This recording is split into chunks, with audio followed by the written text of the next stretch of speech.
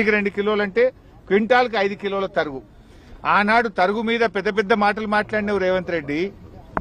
తరుగు తీస్తే తోలు తీస్తా అన్నావు. ఇప్పుడు ఎవరు తోలు తీయాలి? నీళ్ళు తోలే తీయాలి. ఇప్పుడు ఎవరు తోలు తీయాలి రేవంత్ రెడ్డి? నేను ఎక్కడనో రోడ్డు మీద మాట్లాడతలేను, ఇంకెక్కడో ఆఫీసులో కూర్చొని మాట్లాడతలేను. వడ్ల కొనుగోలు కేంద్రంలో రైతుల మధ్య నిలబడి మాట్లాడుతున్నా. రైతులు చెప్పిన మాటలే నీకు చెప్పే ప్రయత్నం చేస్తా ఉన్నా. ఇవాళ మంత్రులంతా ఢిల్లీ పోయినరు. నిన్న రేవంత్ రెడ్డి 2 రోజులు ఢిల్లీ పోయిండు. మరి కొనుగోలు కేంద్రాలు ఎవరు పట్టించుకోవాలి? పాలన గాలి కొదిలేసిండ్రు. ఢిల్లీకి ఎక్కే విమానం, దిగే విమానం. కుర్చీ కాపాడుకోవాలి, ఢిల్లీకి కప్పం కట్టాలి. కప్పం కట్టుడు మీద, కుర్చీ కాపాడుకుని మీద ఉన్న ప్రేమ రైతాంగం మీద లేకుండా పోయింది. ఆనాడు కేసీఆర్ గారు ఉంటే, ఎప్పుడైనా కేసీఆర్ గారి ప్రభుత్వంలో కరోనా వచ్చిన టైం మీద రైతు బంధు పడ్డది. నీ ప్రభుత్వం వచ్చిన ఈ 2.5 సంవత్సరాల్లో 4 రైతు బంధులు పడాలి, ఒక్కటే పడ్డది. ఒక రైతు బంధు మొత్తానికే ఎగ్గొట్టినావు, ఒక రైతు బంధు 3 ఎకరాలకే ఇచ్చినావు, ఇప్పుడు రైతు బంధు ఎకరానికే ఇచ్చినావు. అంటే నువ్వు రైతు బంధుకు రామ్ రామ్ అన్నావు. ఇవాళ కనీసం పంటలు కూడా కొనే దిక్కులేని పరిస్థితి ఏర్పడ్డది. సో ఇప్పటికైనా రేవంత్ రెడ్డి గారు జర భూమి మీదకి రండి. మీ మంత్రులు, మీ ఎమ్మెల్యేలు, మీరు కొనుగోలు కేంద్రాలు తిరగండి. ఈ తరుగు తీస్తున్న తోలు తీయమంటావా, మరి రైతులందరినీ కలిసి నీ తోలు తీయమంటావా? నువ్వే డిసైడ్ చేసుకో. ఇప్పుడు నేను రైతులు చెప్పిందే చెప్తున్నా, 5 కిలోల తరుగు తీస్తున్నారని. ఆ రోజు పెద్ద పెద్ద మాటలు మాట్లాడినావు తరుగు మీద. మరి ఇవాళ ఏం చేస్తున్నావు? నిద్రపోతున్నావా? నీ దృష్టికి వస్తలేదా? ఇంటెలిజెన్స్ నీకు చెప్పట్లేదా? రాష్ట్ర వ్యాప్తంగా ఇబ్బంది ఉన్నాయి. మక్కలు కొంటలేరు ఇవాళ రాష్ట్రంలో. మక్కలకు సగం కొనుగోలు కేంద్రాలు కూడా ప్రారంభం కాలేదు.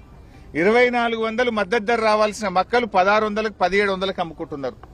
జొన్నల కొనుగోలు కేంద్రాలు ఈ రాష్ట్రంలో ఇంతవరకు స్టార్టే చేయలేదు. శనిగలు సగం కొన్నారు, ఆపేసిండ్రు. సన్ఫ్లవర్ సగం కొన్నారు, ఆపేసిండ్రు. మరి మిగతా రైతులు ఏం కావాలి? ఇవాళ పర్సంటేజీల పేరు మీద కొనుడు కాదు, రైతాంగం పండించినటువంటి సన్ఫ్లవర్ గాని, శనిగలు గాని, కందులు గాని, మక్కలు గాని వెంటనే పూర్తి స్థాయిలో కొనుగోలు చేయాలని డిమాండ్ చేస్తా ఉన్నాం.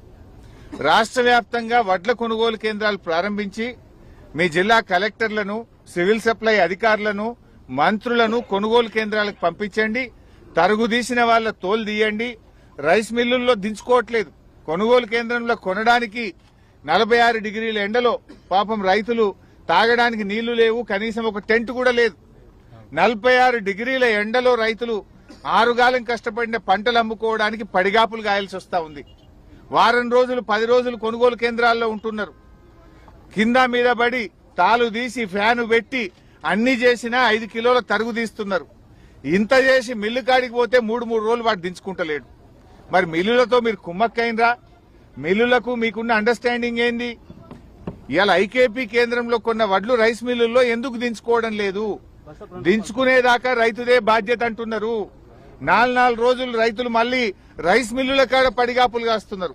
10 రోజులు కొనుగోలు కేంద్రాల్లో పడిగాపులు, మళ్లీ రైస్ మిల్లు ముందు 4 రోజులు పడిగాపులు. కొనుగోలు కేంద్రాల్లో 5 కిలోలు తరుగు, మళ్లీ మిల్లు కాడికి పోతే మళ్ళా 2 కిలోల తరుగు. ఈడ తరుగు, ఆడ తరుగు, ఈడ వెయిటింగు, ఆడ వెయిటింగు. ఇవాళ రైతుల్ని నువ్వు రోడ్ల పాలు చేస్తా ఉన్నావు. రైతుల ఉసురు పోసుకునే ప్రయత్నం చేస్తున్నావు. పంటల బీమా బోగస్ చేసేసినావు. పోయిన యాసంగిలో వడ్లకు బోనస్ ఇస్తా అన్నావు, దాన్ని ఎగబెట్టేసినావు. మరి ఈ యాసంగిలో బోనస్ ఇస్తావా లేదా? ఇంతవరకు అతిగతి లేనటువంటి పరిస్థితి ఏర్పడ్డది. కనీసం రైతు బంధు ఎగ్గొట్టేసినావు. ఇవాళ రుణమాఫీ విషయంలో కూడా మోసం చేసినటువంటి పరిస్థితి. ముఖ్యంగా JJL 24423 దొడ్డు రకం వడ్లు ఇవి కొనట్లేదు. ఇవి ఎందుకు కొంటలేరు? రైస్ మిల్లులో పోతే దించుకుంటలేరు. అదేవిధంగా సన్న రకం వడ్లు మన నాగార్జున సాగర్ లోనే రీసెర్చ్ సెంటర్ లో పండిన KNM రకం వెరైటీ ఇవాళ వాటిని కూడా కొంటలేరు. సన్న రకం వడ్లు కొనక రైతులు 400-500లకు ప్రైవేట్లు అమ్ముకోవాల్సినటువంటి పరిస్థితి ఏర్పడ్డది.